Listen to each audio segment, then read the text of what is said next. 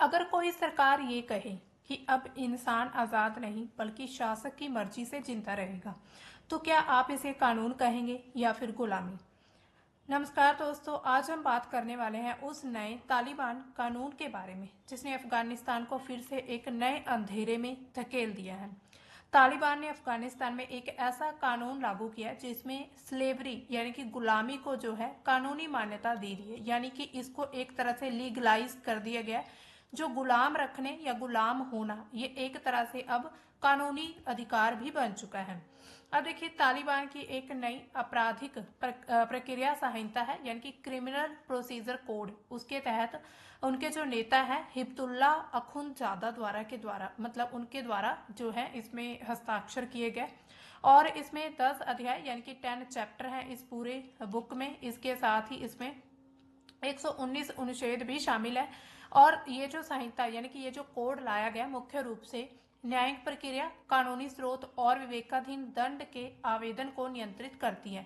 यानी कि जो दंड दिया जा सकता है उस पर कितना कंट्रोल है, ये पूरी तरह से दंड संहिता के रूप में नहीं है। ये अफगानिस्तान में तालिबान की अदालतों के लिए लागू की गई है और इसमें इस्लामी कानून यानी कि शरिया ने हनफी स्कूल पर आधारित प्रावधान दिए गए हैं। यानी कि तालिबान ने अफगानिस्तान में ऐसा कानून लागू कर दिया है जिसे मानवाधिकार संगठन धीरे धीरे गुलामी उत्पीड़न की कानूनी मंजूरी बता रहे हैं कि कानून के द्वारा गुलामी की उत्पीड़न की अब मंजूरी दी जा चुकी है। तो इस कानून को इस नज़र से देखा जा रहा है। इसके साथ ही ये कानून खास तौर पर महिलाएं, बच्चे, आम नागरिकों की आज़ादी पर भी हमला करता है। जैसे कि इसमें कुछ प्रमुख प्रावधान किए गए हैं जिसमें क्या कहा गया है कि जो समाज है तालिबान में या फिर अफगानिस्तान की बात करें तो उसमें समाज को 2 वर्गों में बांटा जाएगा। समाज को 4 वर्गों में बांटा गया। पहले धार्मिक विद्वान जो है जिसमें उलेमा मौलवी आते हैं, फिर कुलीन वर्ग आता है, फिर मध्यम और फिर सबसे लास्ट में आता है निम्न वर्ग। एक अपराध के लिए सजा व्यक्ति की सामाजिक स्थिति पर निर्भर करती है कि अगर व्यक्ति जो है जिसने अपराध किया वो किस वर्ग से बिलोंग करता है। उलेमा को केवल सलाह दी जा सकती है जबकि निम्न वर्ग के लोगों को जेल, कोड़े, कठोर सजा भी मिल सकती है। यानी कि ये कानून साफ साफ यही दिखाता है कि कैसे फिर से जो हमारा समाज, हमारा तो नहीं खैर उनका अफगानिस्तान का समाज फिर से वर्गों में बंटना शुरू हो चुका है। अब लोगों जो खास करके जो निम्न लोग हैं उनकी आज़ादी पर सबसे बड़ा प्रहार होने वाला है। आज़ाद और गुलाम की एक श्रेणी बनाई गई है। दंड तय करने में स्वतंत्र व्यक्ति यानी कि आज़ाद है और गुलाम इसका उल्लेख किया गया। मानवाधिकार संगठनों का क्या कहना है कि इससे दास्ता को कानूनी मान्यता मिलती है। हालांकि ये नई दास्ता प्रथा शुरू नहीं करता है। इसके अलावा पारंपरिक हनफी नियमों के द्वारा ये बनाया गया, तो वहां की सरकार का ये कहना है। इसके अलावा महिलाओं के लिए भी कुछ कानून बनाए गए हैं। महिलाओं को बिना पुरुषों के बाहर निकलने पर सजा मिल सकती है। इसके अलावा शिक्षा, नौकरी पर सख्त पाबंदी लगाई गई है। सरकार या तालिबान के फैसलों का अगर कोई विरोध करता है तो उसको डायरेक्टली क्या अपराध माना जाएगा। इसके अलावा और क्या कहा गया, धार्मिक पुलिस को बिना वारंटी जो है गिरफ्तारी का अधिकार दिया गया। सबूत क्या, मुख्य रूप से जो कबूलनामा गवाही पर निर्भर करता है। स्वतंत्र जांच प्रक्रिया को हटा दिया गया, यानी कि अब कोई भी इन्वेस्टिगेशन नहीं होगा जिससे जबरन कबूलनामे का खतरा भी बढ़ता है, यानी कि जबरदस्ती लोगों को गिरफ्तार भी किया जा सकता है। अब इस पर महिलाओं पर क्या प्रभाव होगा, तो महिलाओं की जो आज़ादी थी वो तो बिल्कुल ही कम होती जा रही, एक तरह से खत्म हो रही है।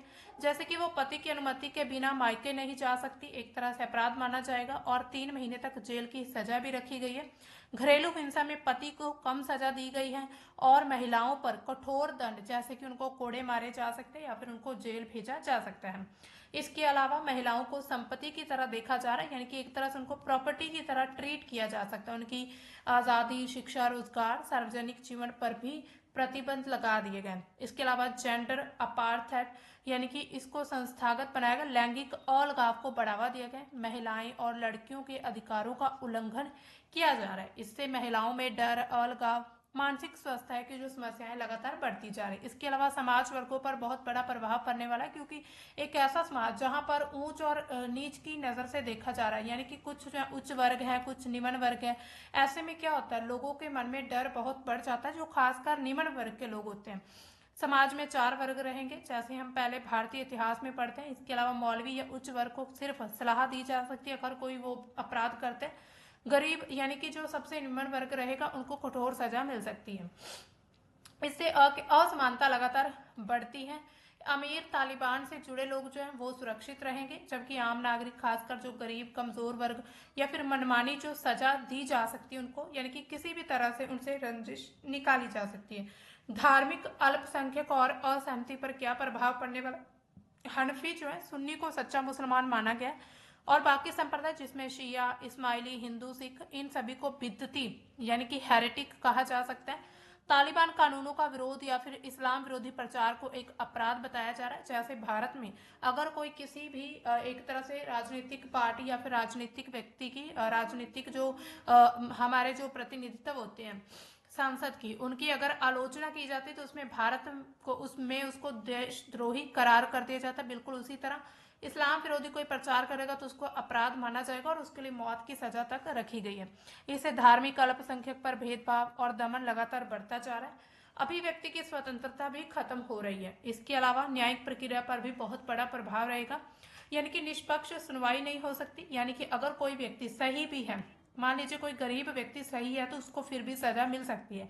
इसके अलावा बच्चों पर प्रभाव, पिता को 10 साल के बच्चे को नमाज न पढ़ने पर सजा देने की छूट दी गई है।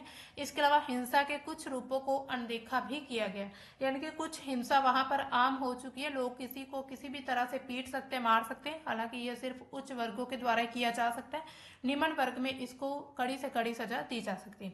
इसके अलावा जो इंटरनेशनल प्रतिक्रिया कह रही है इस पर, UN special reporter Richard Bennett ने इसे एक्सट्रीमली कंसर्निंग कहा है। इसके अलावा और भी जो मतलब कि रिपोर्ट्स आई हैं उनके द्वारा क्या कहा, दास्ता को वैध करना यानी कि एक तरह से फिर से गुलाम बना लेना, महिलाओं पर हिंसा को भी कानूनी अब तरीका बताया जा चुका है। इसके अलावा अगर हम देखें तो अफगानिस्तान में पहले से ही वहां पर मानवीय संकट लगातार बढ़ा हुआ है, जैसे कि भुखमरी, बेरोजगारी।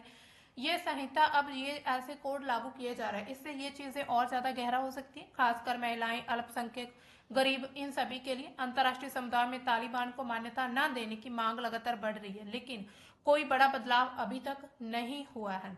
इसके अलावा दोस्तों अगर हम थोड़ा अफगानिस्तान के इतिहास के बारे में देखें, सबसे पहले आप मैप देख सकते हैं, ये है हमारा भारत का मैप, पाकिस्तान, और यहाँ पर है अफगानिस्तान।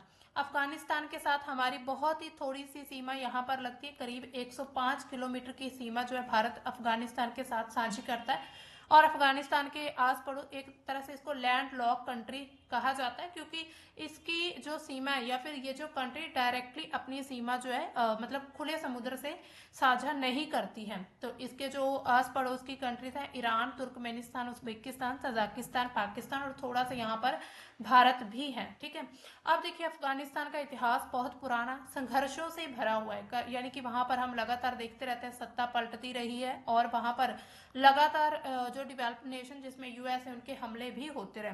तो प्राचीन काल से देखें तो अफगानिस्तान में सबसे पुराने पहले 50,000 पहले की मानव बस्तियां थी।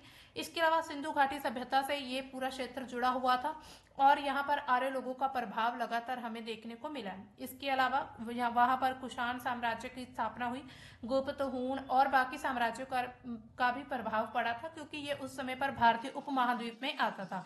इसके अलावा वहां पर इस्लाम का उदय होता है 7वीं से करीब 18वीं शताब्दी में, उस समय पर वहां पर इस्लाम आता है, और जो अरब मुस्लिम थे उन्होंने वहां पर इस्लाम की स्थापना की थी, और धीरे धीरे बहुत सारी आबादी वहां पर मुस्लिम होती गई। और वहां पर गजनवी साम्राज्य यानी कि भारत पर भी उन्होंने कई आक्रमण किए थे जो अफगानिस्तान के शासक थे। इसके अलावा चंगेज खान का आक्रमण हुआ था वहां पर, और तैमूर जो साम्राज्य था वहां पर कुछ देर तक उनका भी प्रभाव रहा। इसके अलावा फिर आधुनिक अफगानिस्तान जो हम आज का देखते हैं, फिर उसका उदय होता है करीब 18वीं से 19वीं शताब्दी के बीच। वहां पर 1747 में एक है अहमद शाह दुरानी ने दुरानी साम्राज्य स्थापित किया और अफगानिस्तान की नींव रखी। फिर ब्रिटिश और रूसी साम्राज्य के बीच इनके बीच एक तरह से युद्ध होने शुरू हुए, और तीसरा एंग्लो जो अफगान युद्ध हुआ था उसके बाद फिर अफगानिस्तान को स्वतंत्रता मिल चुकी थी, यानी कि ये आजाद हो चुका था ब्रिटिशों से।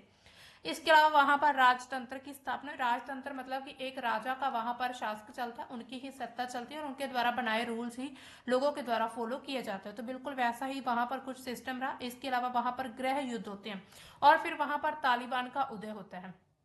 जैसे कि 1992 में कम्युनिस्ट सरकार वहां की गिर जाती है, मुजाहिदीन गुटों में गृह युद्ध शुरू हो जाता है, तालिबान का उदय होता है।